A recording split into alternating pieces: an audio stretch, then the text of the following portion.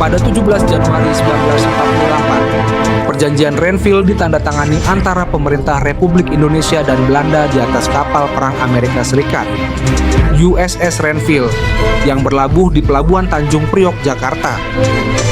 Perjanjian ini merupakan upaya untuk menyelesaikan konflik antara Indonesia dan Belanda pasca proklamasi kemerdekaan Indonesia.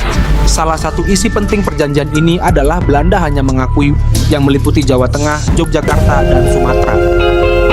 Halo temanku semuanya, channel ini adalah tempat kita berbagi cerita dan momen yang tak terlupakan.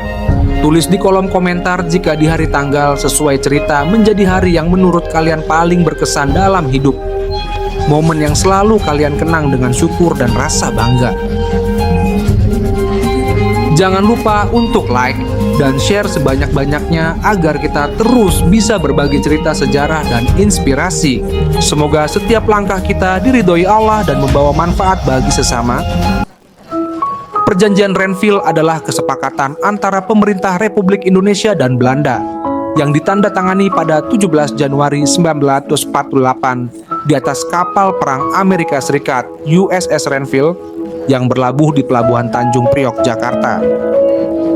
Perjanjian ini merupakan salah satu tonggak penting dalam sejarah diplomasi Indonesia pasca proklamasi kemerdekaan 1945. Meskipun hasilnya memunculkan kontroversi, latar belakang setelah kemerdekaan Indonesia pada 17 Agustus 1945, Belanda mencoba kembali menguasai wilayah bekas Hindia Belanda.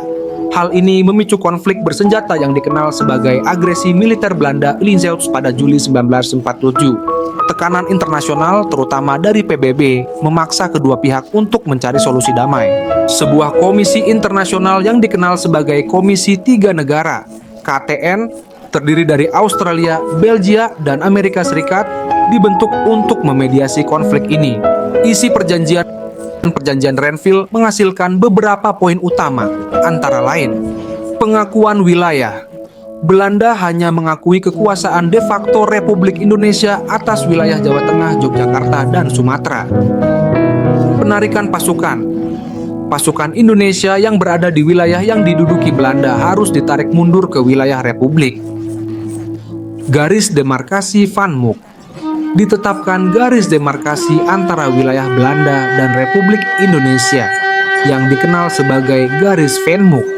Dampak perjanjian Renville dimaksudkan untuk menciptakan perdamaian, hasilnya sangat merugikan pihak Indonesia.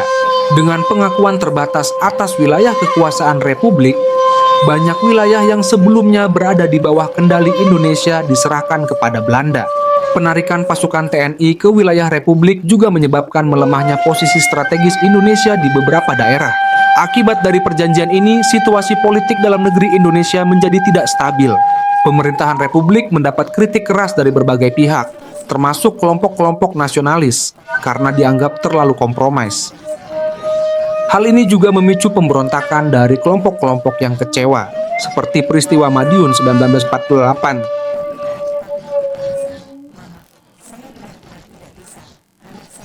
Kesimpulan Perjanjian Renville menjadi salah satu bukti bahwa perjuangan diplomasi Indonesia dalam mempertahankan kemerdekaan di tingkat internasional penuh dengan tantangan. Meskipun hasilnya tidak memuaskan, perjanjian ini menunjukkan tekad Republik Indonesia untuk tetap eksis di tengah tekanan kolonial dan politik internasional. Sumber cerita: Wikipedia, Perjanjian Renville.